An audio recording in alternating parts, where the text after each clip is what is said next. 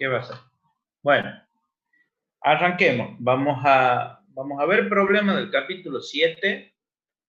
Esta clase, la clase que viene, vamos a ver problemas del capítulo 9 y tal vez hagamos un resumen la clase siguiente ya para rendir los exámenes. Pero por lo pronto, yo le voy a compartir la pantalla.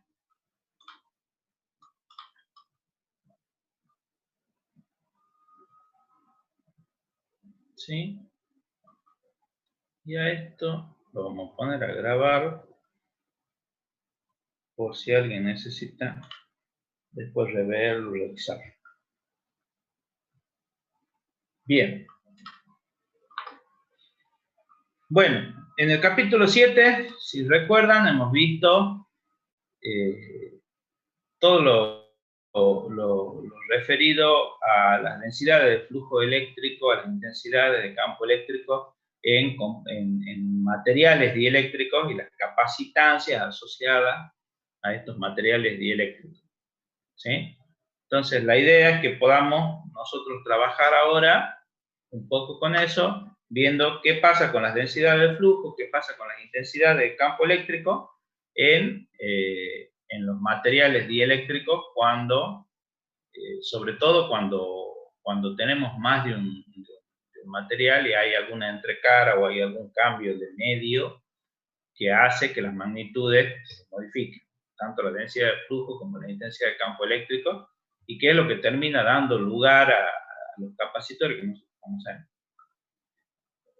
El problema 723 es un problema relativamente simple que nos dice que encontremos la magnitud de D, de la densidad de flujo eléctrico, en un material dieléctrico para el cual el kappa sub E, la susceptibilidad eléctrica es de 1,6 y la polarización es de 3,05 por 10 a la menos 7 coulomb sobre metro.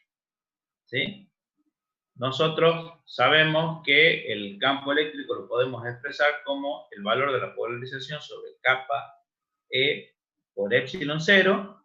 Como tenemos nosotros el valor de la polarización, tenemos el valor de la susceptibilidad eléctrica y tenemos epsilon 0 porque lo conocemos, ¿sí? Sencillamente reemplazamos y obtenemos el siguiente valor, ¿sí? Reemplazamos la polarización por su valor, 3,05 por 10 a la menos 7, la susceptibilidad eléctrica 1,6 y el epsilon 0 lo expresamos como 10 a la menos 9 sobre 36 pi, lo que nos da 21,56 por 10 a la menos 3, como valor de intensidad de campo eléctrico. Y sabemos nosotros entonces que la densidad de flujo eléctrico la vamos a poder expresar como epsilon 0 por E más la polarización.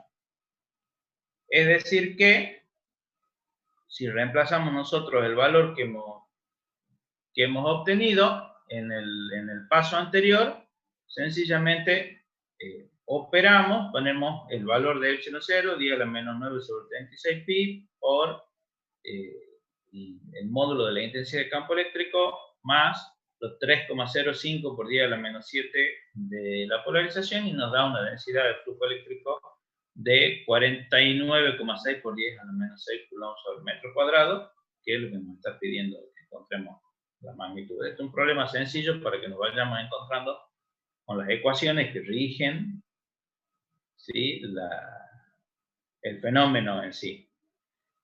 El problema 725 nos dice que en un material dieléctrico con un epsilon relativo de 3,6, ¿sí?, encontremos nosotros la magnitud de intensidad de campo eléctrico, polarización y susceptibilidad eléctrica. Ahora ya no estamos en el vacío, ya el epsilon relativo vale 3,6, es decir que ya hay un material dieléctrico en el cual se encuentra el campo que está bajo estudio, ¿sí? Sabemos nosotros que la relación de densidad de flujo eléctrico a campo eléctrico va a estar dado por esta ecuación. La intensidad de campo eléctrico es la densidad de flujo eléctrico sobre epsilon 0 por epsilon relativo. reemplazamos los valores, ¿sí? Y obtenemos una intensidad de campo de 8,94 por 10 a la 3 voltios sobre metro. La polarización la vamos a poder encontrar nosotros como densidad de flujo eléctrico menos epsilon 0 por E, con lo cual reemplazamos nuevamente los valores y encontramos el segundo parámetro que nos está pidiendo, que es el valor de la polarización, en 206 por 10 a la menos 9. Y por último, encontramos la susceptibilidad eléctrica, que es la relación entre la polarización y el producto de epsilon 0 por la intensidad de campo eléctrico. Reemplazando directamente estos valores, encontramos la magnitud adimensional, esta capa E, que es ni más ni menos que la susceptibilidad eléctrica. Nos da 2,62. Y ahora sí, entramos en la parte conceptual y más fuerte. Hay dos conceptos sencillos pero fundamentales en esto. La imagen que he puesto acá es una imagen que he tomado yo del libro. Tengan cuidado porque no se condice el epsilon relativo 1 y el epsilon relativo 2 que aparece acá. No tiene nada que ver con los epsilon relativos que le están poniendo acá, ¿sí? en el problema. O sea, la imagen no es coincidente en los valores de eso que dice epsilon relativo con los del problema, ¿sí? Pero sí en términos de lo que pasa con los vectores. Por eso le he puesto la imagen, para que podamos ver un poquito qué es lo que pasa con los vectores.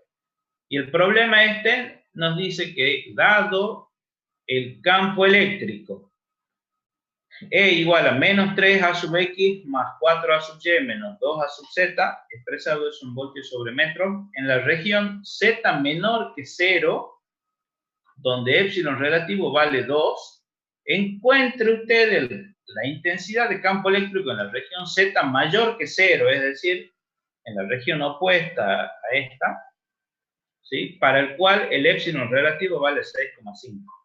¿Sí? Si tenemos un epsilon relativo igual a 2 en uno, un epsilon relativo igual a 6,5 en el otro, significa que tenemos dos materiales dieléctricos. Ninguno de ellos es el vacío, son dos materiales distintos, ¿sí? Sencillamente uno tiene un epsilon relativo igual a 2 y el otro un epsilon relativo igual a 6,5. Pero no estamos hablando del vacío en ningún caso, sino que estamos hablando de dos materiales dieléctricos distintos.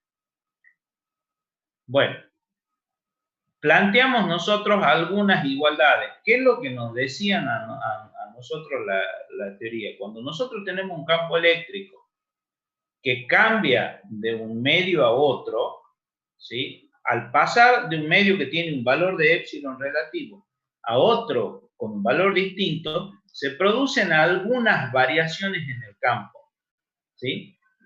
Estas variaciones se dan fundamentalmente en la componente normal a la interfase de cambio. Es decir, si yo tengo sobre esta línea que les estoy mostrando la componente donde está la interfase de cambio, es decir, de acá para arriba tengo un componente, tengo un material dieléctrico, y de acá para abajo tengo otro material dieléctrico, cuando el vector intensidad de campo atraviese esa interfase, la componente normal a la superficie va a sufrir una modificación y esa modificación va a tener que ver con el epsilon relativo, ¿sí? Va a depender directamente del epsilon relativo, pero las componentes tangenciales a la superficie no se modifican en la intensidad de campo eléctrico. ¿Estamos? Mientras que la densidad de flujo eléctrico le pasa al revés. La componente normal de la densidad de flujo eléctrico se mantiene constante y se modifican las componentes tangenciales de la densidad de flujo eléctrico, siempre y cuando aquí no haya carga, que en la superficie no haya ninguna acumulación de carga. ¿Está? Estamos hablando de que esa superficie está totalmente libre de carga, si no la cosa cambia. Pero si la superficie está libre de carga, que es lo que habitualmente pasa, la componente normal del campo varía, mientras que la componente normal de la densidad de flujo no. Y viceversa. Perdón, no hay una viceversa en realidad. Para la componente tangencial del campo se mantiene constante, mientras que la componente tangencial de la densidad de flujo eléctrico varía. Teniendo en cuenta ese concepto, nosotros vamos a plantear que el campo E sub 1, le vamos a llamar campo E sub 1 al que está en la región que vamos a definir nosotros como región 1, que es la región donde Z es menor que 0. ¿Sí? Si este es el eje Z, Z menor que 0 estaría para acá. La imagen dice E sub 2, por eso le digo, no coincide la imagen, pero sí tenemos la interfase esa como para que lo podamos apreciar. No coinciden las letras que están en la imagen que denotan el campo y el épsilon, así que no tengan en cuenta eso simplemente. Pero como les digo, en la región 1, que es la región donde Z es menor que 0, nosotros tenemos un campo eléctrico cuya intensidad de campo vale menos 3AX más 4A sub Y menos 2A sub Z. Si hemos dicho que la intensidad de campo eléctrico mantiene constantes sus componentes tangenciales, significa que va a variar solo la normal, y la normal a la superficie es la que está sobre el eje Z, porque la superficie vendría a ser acá un plano XY. ¿Sí? Entonces, la componente que está sobre el eje Z es la que va a variar. Y las otras dos se van a mantener constantes. Entonces, el campo E sub 2, el campo que está en la otra región, que tiene un épsilon relativo igual a 6,5 en este caso. Sí. ¿Qué es lo que varía entonces la componente normal del plano formado por XY, dice usted? Claro. Si nosotros estamos planteando que el cambio, la interfase de cambio está en Z mayor que 0 o Z menor que 0, significa que el plano que contiene a la superficie de cambio de los dos materiales, ¿sí? O la superficie de transición, si se quiere, el plano XY. Porque la transición se da para, fíjense ustedes, para Z mayor que 0 hay un épsilon relativo que vale 6,5. Y para todo Z menor que 0, el épsilon relativo vale 2. ¿Está? Eso significa que el plano XY me está oficiando a mí de superficie de cambio. ¿Está? De ahí para arriba hay un material, de ahí para abajo hay otro material. ¿Estamos? Okay. Sí, profe. Entonces, la componente normal a ese plano, que es la componente que va por Z, es la que va a variar cuando yo lo analice el campo. Y las otras dos se mantienen constantes. Por eso, cuando yo planteo que el campo es sub 1, yo conozco cuál es el valor, y el campo es sub 2, que no sé cuál es el valor, porque sé que va a variar, sé que las componentes tangenciales se van a mantener constantes. Significa que menos 3AX más 4AY, esos siguen como estaban. Pero varía la intensidad del campo. ¿Sí? Varía la intensidad del campo en el plano Z, o en la dirección, digamos, en realidad no el plano, perdón, en la dirección del eje Z. Entonces, como hay una variación, yo todavía no sé cuánto vale, directamente lo voy a expresar como E sub Z de la región número 2, obviamente en la dirección A sub Z. ¿Está? Cuando ustedes hacen la equivalencia con óptica, la equivalencia con las ondas electromagnéticas directamente está en la velocidad de propagación. ¿Sí? La velocidad de propagación de la onda varía, y de ahí es que se calcula el índice de refracción de las componentes. Cusita. Luis. Apágalo el micrófono. Bueno, sigamos mientras Luis lo busca el pichicho.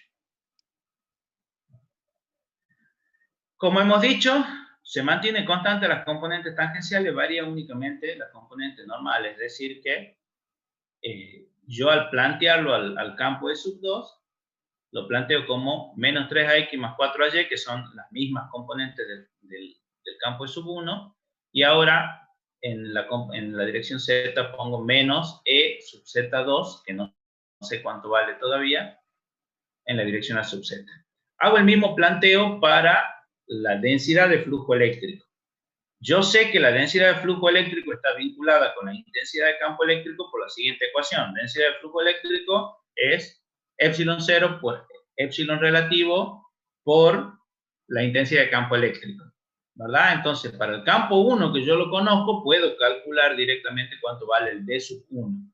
La densidad de flujo eléctrico número 1 va a valer menos 6 epsilon 0 por AX más 8 epsilon 0 por AY menos 4 epsilon 0 por A sub Z, porque lo que estoy haciendo es multiplicar cada una de las componentes del campo por su epsilon relativo, ¿sí? El epsilon relativo vale 2, entonces menos 3 por 2 me da menos 6, más 4 por 2 me da 8 y menos 2 por 2 me da menos 4, ¿sí? La densidad de flujo número 2 no la conozco y solo sé de la densidad de flujo número 2 que su componente normal se va a mantener constante. Y es lógico pensar que la componente normal de la densidad de flujo se va a mantener constante, porque ¿quién origina la densidad de flujo? ¿Quién origina la densidad de flujo? Las cargas que hay en alguna parte que son las que están generando el flujo eléctrico, ¿verdad? Y si la superficie está libre de carga, si no hay más cargas acá, y la componente normal a ese cambio de superficie no debería variar en lo más mínimo. ¿Está? La densidad del flujo eléctrico, sí. Para visualizarlo, ¿qué podría ser la parte de abajo, digamos, el conductor y la parte de arriba, el aislante? No, son dos materiales aislantes distintos. Acá tenemos un campo eléctrico en dos materiales aislantes distintos. ¿Sí? En dos dieléctricos. En dos dieléctricos distintos que tienen epsilon relativo distinto. ¿Sí? Bien. Puede ser, por ejemplo, el aislante de un cable en la parte de abajo y el aire en la parte de arriba, por decirte algo. ¿Me entendés? ¿Sí? A ver, podría ser un conductor y el aislante, pero por los épsilon relativos que estamos viendo, los dos son materiales dieléctricos. Claro. ¿Ya? Los dos tienen un épsilon relativo mayor que el del vacío. Entonces, o incluso puede ser el aislante de un cable y un gas aislante que ustedes tengan para hacer algún tipo de supresión, por ejemplo, de supresión de chispa o algo de eso. ¿Sí? No sé si han visto ya interruptores de media tensión, que los interruptores, muchos de ellos están inmersos dentro de un gas que oficia, entre otras cosas, de dieléctrico importante, y se lo utiliza para hacer supresión de las chispas y ese tipo de cosas. Pero ahí que no, yo no lo conozco físicamente y no sé, ¿qué no están los metales, digamos, las piezas móviles? No hay conductor ahí que no. Los contactos, digamos, ahí están los contactos nomás, las piezas móviles para abrir o cerrar el circuito, cámara, pero no hay conductores. ¿Cómo que no hay conductores? Y las piezas móviles son elementos metálicos conductores. Perdón, pero no tienen aislante, sino que está la Ah, barra no, metálica por sola con el supuesto. gas inerte este. Con el... No, claro, por supuesto, no tienen aislante, no es un cable que entra hacia ahí. No, no, no es un cable. Puede Dentro ser un interruptor en aceite. claro, pueden ser, a ver, ustedes pueden tener, por ejemplo,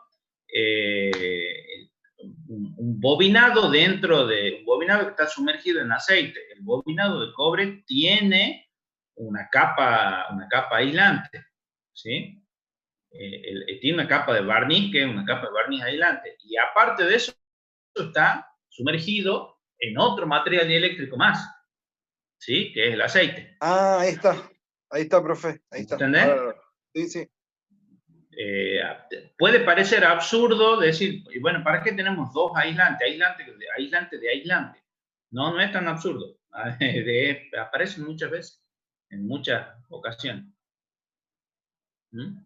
Pero bueno, como decíamos, la densidad de... ¿Dónde hemos quedado? Hemos quedado en que la densidad de flujo eléctrico mantenía su componente normal constante, a diferencia del campo eléctrico, que su componente normal variaba. Y las componentes tangenciales, a su vez, variaban en la densidad de flujo y se mantenían constantes en el campo, ¿sí? De modo tal que si yo ahora planteo mi densidad de flujo número 2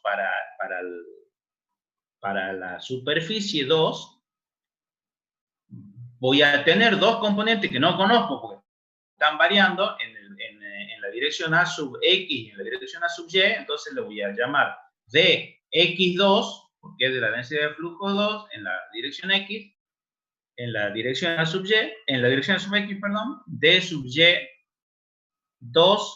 en la dirección A sub Y, y como yo sé que se mantiene constante la componente Z, y voy a tomar la misma componente que tenía la densidad de flujo número 1, que es menos 4 epsilon 0 en la dirección A sub Z, entonces lo voy a poner acá.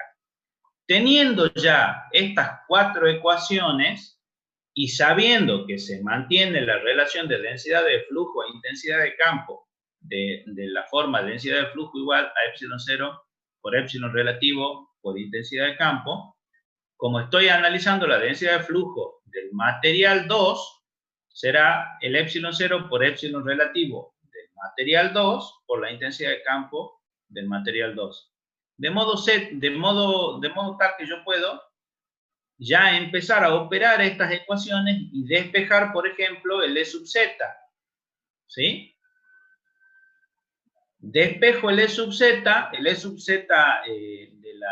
material número 2, ¿sí? Me va a quedar 4 sobre epsilon relativo del material número 2, es decir, que 4 sobre 6,5, y así voy a poder encontrar yo la componente Z de la intensidad de campo en la región número 2. Y como me está pidiendo eso, que encuentre la componente Z en la región número 2, directamente agrego yo la intensidad de campo en la región 2, agrego la componente Z de la intensidad de campo, de modo tal que la intensidad de campo en la región 2 va a ser menos 3A sub X más 4A sub Y menos 4 sobre 6,5 A sub Z. Y esta variación que ustedes están viendo acá es la que hace que el vector intensidad de campo cambie de dirección. Al cambiar una de las componentes, yo lo que estoy provocando, ¿sí? Es un cambio de dirección. Estoy variando la dirección de ese vector, ¿sí? En uno de los sentidos. Pero básicamente lo que queremos rescatar de acá es esto. La componente normal de la intensidad de campo varía, mientras que la componente normal a la superficie de intercambio de la densidad de flujo se mantiene constante. Y por otro lado, las componentes tangenciales del campo se mantienen constantes cuando las componentes tangenciales de la densidad de flujo varían. ¿Sí?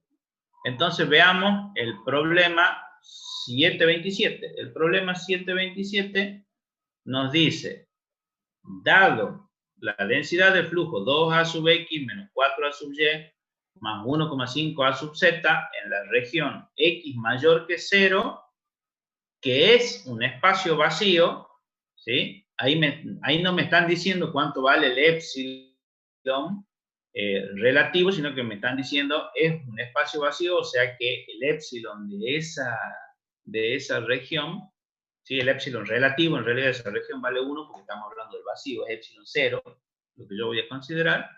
Y me dicen halle P en la región X mayor que 0, que es un dieléctrico con épsilon relativo igual a 5. Fíjense ustedes que ahora ya no estamos hablando del plan de una variación sobre Z, sino que hablamos de una variación sobre Y.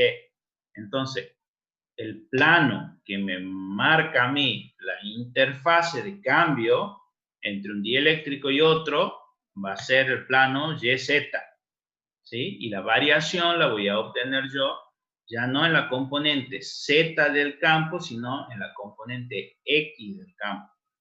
¿Se entiende? Porque la componente normal al plano ahora va a ser la componente X. Y como me pide que yo encuentre la polarización, me voy a ir un poquito más adelante para después volver. La polarización la podemos encontrar nosotros como kappa sub E por epsilon 0 por E. ¿Sí? Y como la densidad de flujo eléctrico vale epsilon 0 por epsilon R por E y kappa sub E vale epsilon R menos 1, significa que la polarización, operando un poquito de estas ecuaciones, la podemos obtener nosotros como epsilon relativo menos 1 sobre epsilon relativo por la densidad de flujo eléctrico. Es decir, que si el problema nos pide que encontremos la polarización, encontrando la densidad de flujo eléctrico, puedo yo rápidamente, sabiendo el épsilon relativo, calcular cuánto vale la polarización. Y el épsilon relativo lo sé, porque me está diciendo acá, el épsilon relativo en la región X mayor que 0 vale 5. Entonces basta con que yo encuentre la densidad de flujo eléctrico en esa región, en la región X mayor que 0, para que operando con el épsilon relativo lo pueda calcular fácilmente a la polarización. Entonces, vuelvo a aplicar los mismos conceptos que yo tenía. La densidad de flujo en la región número 1 le vamos a llamar a la región donde X es menor que 0, X es mayor que 0, perdón. La densidad del flujo 1 vale 2 a X menos 4 a Y más 1,5 a Z, que es un dato que nos están dando. Y como yo conozco la relación que hay entre densidad de flujo eléctrico e intensidad de campo eléctrico, ¿sí? Y yo sé que estamos hablando del vacío, no aparece el épsilon relativo, solo aparece el épsilon 0, la densidad de flujo eléctrico, la intensidad de campo, perdón, la puedo escribir como densidad de flujo sobre épsilon 0.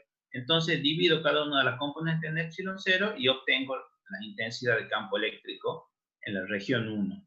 Ya tengo yo densidad de flujo e intensidad de campo en la región 1. Vamos a la región 2. La densidad de flujo en la región 2 va a tener una componente que se va a mantener constante, y es la componente normal al eje de variación de esa región, que es el eje X. ¿Sí? En este caso, la componente X vale 2AX, es decir que yo desconozco la componente Y y la componente Z, que son las que, justo las del plano YZ, son las tangenciales al plano donde se da la interfase de cambio. Es decir, que la densidad de flujo 2 vale 2AX de Y2, que no lo conozco, en la dirección a Y, y de Z2 en la dirección a Z, que tampoco lo conozco. Lo mismo me va a pasar con la intensidad de campo en la región 2, porque yo conozco la intensidad de campo en la región 1. Pero ¿qué pasaba? En la intensidad de campo varía la intensidad de campo en la dirección X y se mantiene constante la intensidad de campo en la dirección Y y en la dirección Z, que son las direcciones tangenciales al plano donde está el cambio de dieléctrico. Es decir, que voy a tomar de la intensidad de campo número 1 estos dos valores, ¿sí? El 4 sobre epsilon 0, el menos 4 sobre epsilon 0 en la dirección A sub Y, y el 1,5 sobre epsilon 0 en la dirección A sub Z, para conformar con E sub X2 en la dirección AX, el valor de la intensidad de campo E sub 2. Sí, E sub 2. ¿Está? Sabiendo nuevamente que la densidad de flujo 2 vale epsilon 0 por epsilon relativo del material 2 por la intensidad de campo en la región 2, yo planteo ya directamente con estas ecuaciones, esta que tengo acá abajo, reemplazo simplemente, ¿sí? Y reemplazo la densidad de flujo por este valor, 2a sub x más dy sub 2 en la dirección a sub y, más d sub z2 en la dirección a sub z, va a ser igual a ¿qué cosa? A la intensidad de flujo por epsilon 0 por epsilon relativo 2. Lo desarrollo de esta forma y puedo despejar puedo empezar a despejar algunos valores, ¿sí? De modo tal que, por ejemplo, la intensidad de campo en la dirección X, la EX sub 2, va a valer 2 sobre epsilon 0 sobre epsilon relativo 2. Esto me va a terminar quedando 0,4 epsilon 0. Y a su vez la densidad de flujo eléctrico en la dirección Y sub 2 va a valer menos 4 epsilon relativo de la región 2. ¿Sí? Que eso me termina dando menos 20. Y la densidad del flujo para la componente Z2 va a valer 1,5 por epsilon relativo 2, que me da 7,5. Y así con estos valores voy a poder conformar yo la densidad de flujo en la región 2, que es lo que yo necesito para poder hacer el cálculo de la polarización. Vamos acá entonces de vuelta. Teniendo la densidad de flujo, simplemente aplico esta ecuación y digo que la polarización para la región 2 va a ser el epsilon relativo menos 1 sobre el epsilon relativo multiplicado por la densidad de flujo en la dirección 2.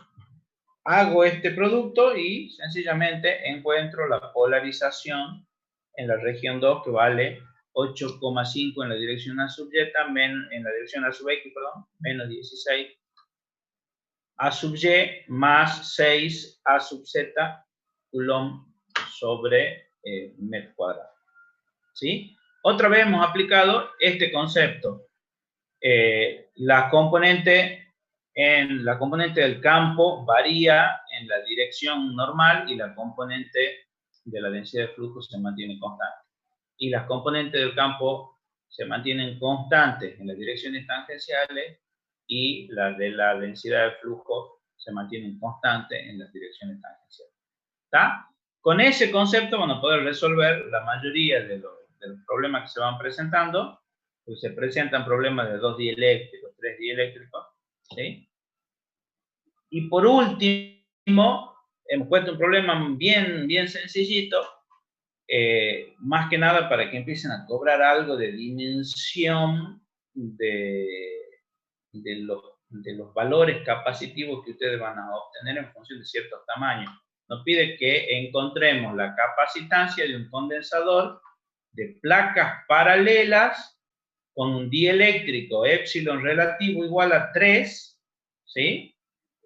Es un material dieléctrico distinto del vacío o del aire prácticamente, que tiene el mismo valor. El área enfrentada es 0,92 metros cuadrados, es prácticamente un metro cuadrado, es decir, estamos hablando de unas placas más o menos de 1 por 1, prácticamente, y una separación de 4,5 milímetros. No es poca la separación, es bastante interesante, pero bueno, ¿qué se imaginan ustedes que pueden encontrar con esa conformación eléctrica? Dos placas separadas unos 5 milímetros, ¿sí? Y más o menos de un metro cuadrado de confrontación. Hagan volar su imaginación y traten de pensar a ver qué pueden encontrar con esa configuración. Lo cierto es que si nosotros queremos encontrar la capacitancia de esa configuración geométrica, basta con que multipliquemos epsilon 0 por epsilon relativo por el área dividido en la distancia de separación, ¿sí? Expresado obviamente todos en las mismas unidades, expresadas en metros, a pesar de que la distancia la dan en milímetros. Entonces, el epsilon 0 lo vamos a escribir como 10 a la menos 9 sobre 36 pi, por epsilon relativo, que vale 3, por el área, que vale 0,92 metros cuadrados, y por 4,5 por 10 a la menos 3 metros de separación, que no son ni más ni menos que estos milímetros que están acá, ¿sí? Y eso me da un valor de capacidad de 5,43 por 10 a la menos 9, es decir, 5,43 nanofaradios, ¿sí? Es una capacidad relativamente bajita para un capacitor, pero no es una capacidad tan bajita si eso lo tienen que aplicar por metro de longitud de algún sistema conductor. De hecho, es enorme la capacidad si el sistema es un sistema conductor de la electricidad de alguna forma, y ustedes quieren calcular las capacidades por metro que tiene ese sistema, van a ver que es gigante este valor de capacidad si el sistema se extiende por varios metros, ¿sí? Va a haber mucha potencia capacitiva a causa de esa configuración, ¿sí? Y hasta ahí vamos a llegar esta clase. Hasta aquí llegamos hoy. ¿Que lo podría subir al PDF, ingeniero, por favor? Sí, sí, sí, ya lo subo, tengo que actualizar la información, tengo muy desactualizada en el auto. Ya me pongo a actualizarlo, le subo el PDF como para que ustedes lo tengan como referencia y tengan presente siempre esto, que la componente normal a la interfase, cuando hablamos de campo eléctrico, es la que varía y las tangenciales se mantienen constantes. Y si hablamos de densidad de flujo es al revés. La componente normal se mantiene constante y las componentes tangenciales son las que varían. Teniendo en cuenta eso, vamos a poder resolver todos los problemas.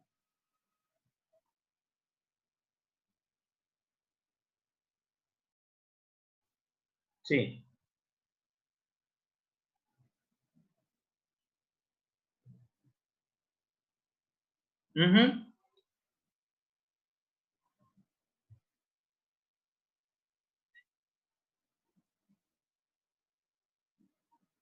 Y bueno, la capacitancia en el vacío y la capacitancia con el material dieléctrico, ¿con quién tiene que ver?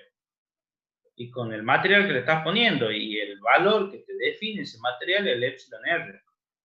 Yo no lo tengo en la mente ya mismo la relación, pero si la buscas por acá fácilmente la vas a encontrar, ¿sí? A la relación entre la constante dieléctrica y los epsilon relativos.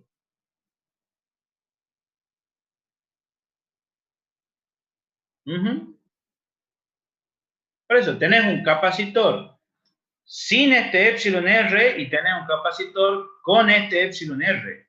O sea, lo que estás haciendo es calcular la relación de uno a otro para obtenerlo al epsilon R. O sea, estás calculando la diferencia de epsilon R de uno a otro.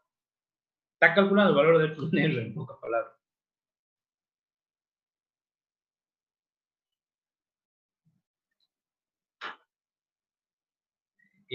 Generalmente no. En los datos de placa del capacitor, a ver, espérate si tengo alguno por acá. Aquí no tengo ninguno. Generalmente los únicos datos que ustedes... No, aquí no tengo ningún capacitor. Generalmente los únicos datos que ustedes van a obtener del fabricante de un capacitor son la capacidad, ¿sí? Que es el valor nominal de ese capacitor, y la tensión de operación del capacitor, ¿sí? En el mejor de los casos, les van a dar la potencia reactiva, si el capacitor tiene el uso específico de ser un capacitor de compensación de factor de potencia, te dan directamente la potencia reactiva de ese capacitor expresado en kilovolt reactivo. ¿Vale? Que dice un capacitor de 10 kVAr. ¿Sí? Sí. Pero el capacitor de 10 kVAr dice abajo 380 voltios 10 kVAr, 400 voltios 12 kVAr y 440 voltios 15 kVAr. Entonces, dependiendo la tensión que vos tengas, será la potencia reactiva. Y más abajo te dice 10 microfaradios. ¿Sí? Te está diciendo cuál es el valor nominal de la capacidad. Ya los 10 microfaradios no dependen de la tensión de alimentación. ¿Me entendés? Entonces, generalmente los valores que vos obtenés del fabricante del capacitor son la tensión de trabajo, la tensión nominal de trabajo, ni siquiera obtener la tensión de ruptura dieléctrica, tenés la tensión nominal de trabajo, la capacidad y en el mejor de los casos la potencia reactiva si es para compensación de factor de potencia. Por ahí, si es muy especial el capacitor, vas a obtener el factor de disipación de ese capacitor, que es otro parámetro bastante importante en electrónica, sobre todo cuando trabajas con sistemas de audio. Pero es muy raro que obtengas eso. O sea, siempre vas a tener de cajón tensión y capacidad. Y como te digo, como un bonus track, te pueden dar la potencia reactiva si es para uso de compensación de factor de potencia. Si no, tensión y capacidad. Chao, no te da más nada el fabricante.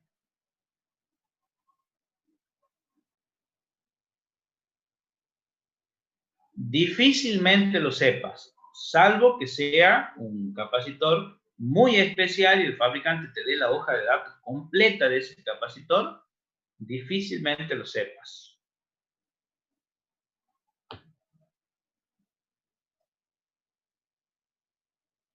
Te dicen cuál es la vida útil, te dan curvas te dicen, por ejemplo, te dan una curva de cuál es la vida útil del capacitor en función de la temperatura de servicio, por ejemplo. ¿Sí? Y en cuanto a la temperatura de servicio varía un cachito, la vida útil es así, ¡chum! Se va a pique.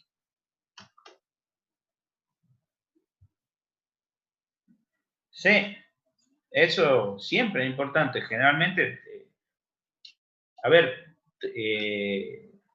todo lo que sea sala eléctrica, ustedes entran a cualquier sala eléctrica y siempre está recontra caliente. O sea, nada está a 25 grados como se supone que debería estar especificado.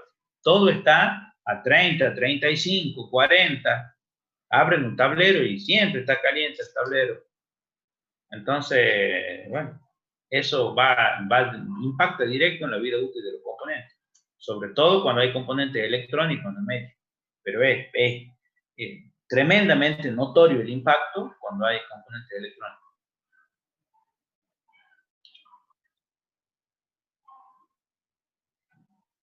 ¿Sabes qué les pasa? Generalmente los que sufren son los capacitores. Hay capacitores electrolíticos, capacitores que tienen adentro un electrolito, ¿sí? Que es un líquido que oficia de material dieléctrico, pero a la vez es una especie de batería. No podés invertir de la polaridad. Si le invertís la polaridad, se destruye. Eso le confiere más capacidad, pero bueno, tiene el problema de la inversión de la polaridad. Y ese electrolito se evapora cuando vos lo sobrecalentás.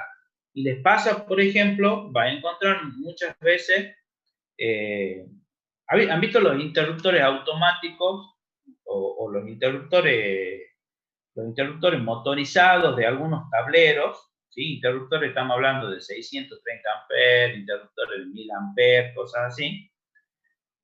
Que el interruptor automático tiene un relé de disparo que se llama, que es un elemento, un componente electrónico que va con una bobina, un transformador de corriente, ¿sí? Es una bobinita que está oficiando en realidad de TI, de transformador de corriente, en el cual el primario del transformador es el cable, tiene una vuelta, ¿sí? ¿Han visto las bobinas para medir corriente, verdad? Es un transformador de intensidad donde donde el cable oficia de expira con una vuelta y ustedes le dan otras tantas vueltas del otro lado y eso es lo que va conectado al medidor de corriente. Y a la corriente la miden así, a través de esta bobina. Entonces, con eso procuran el disparo del interruptor cuando la corriente se va más allá de los límites que están establecidos. Y una falla muy común que hay en los tableros eléctricos es que ese tipo de relé de protección o relé de disparo que le ponen al interruptor, de la nada, ¡pum!, se dispara.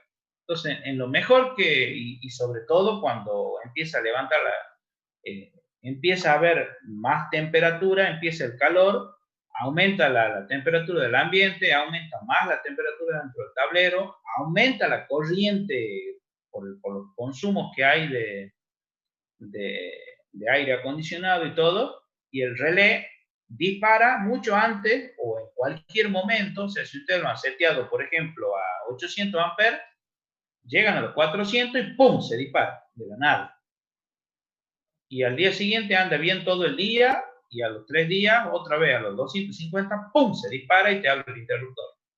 Y es un dolor de cabeza porque ese tipo de fallas empiezan a ser aleatorias y no es muy difícil probar de que está fallando la electrónica que está adentro. Pero coincidentemente, cuando vos empezás a preguntar y decís, che, ¿y hace cuánto que está este? Bueno, y desde que lo han abierto al supermercado, y eso hace 15 años atrás, ya está, murió, cumplió la vida útil, hay que cambiar. Ahí lo ven, se manifiesta mucho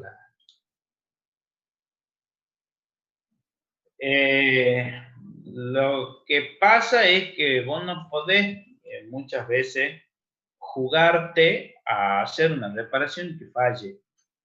O sea, vos estás seguro que son los capacitores electrolíticos, porque si vos sacás el relé de protección, cambias los capacitores, lo pones y vuelve a fallar, te cortan los riñones más o menos, ¿entendés? Porque imagínate lo que es dejar un súper sin luz, o un banco sin luz, o un shopping sin luz por una falla. Y vos decís, lo acabo de arreglar, lo pones y a los 2 días falla de vuelta. Entonces, muchas veces, como eso tiene incidencias mayores y hay inconvenientes y hay mucho gasto, o sea, vos calculás que si al shopping se le corta la luz, arranca el grupo electrógeno para abastecerlo al shopping, ¿sí? ¿Y qué será un grupo electrógeno de 2000 kVA, por decirte algo? ¿Sí? Estamos hablando de un grupo electrógeno de 2000 kVA, te consume más o menos unos 50 litros de gasoil por hora. Entonces, si vos has tenido un corte de la nada y no lo podés reponer porque se ha puesto loco el interruptor, empezá a sumar lo que cuestan 50 litros de gasoil por hora, o sea, estamos hablando de 4.000 pesos por hora más o menos, que se van porque, bueno, vos has dicho que lo ibas a reparar y no lo has reparado bien. ¿Me entendés lo que implica eso?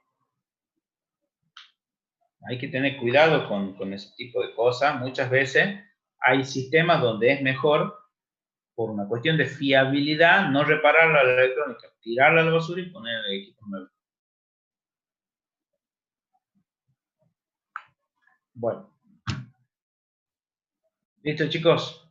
Nos estamos viendo la semana que viene para que veamos los problemas del capítulo 9 y ya encaremos la recta final, ¿sí? Que tengan buen fin de semana. Que la pasen lindo. Hasta luego. Gracias, igualmente.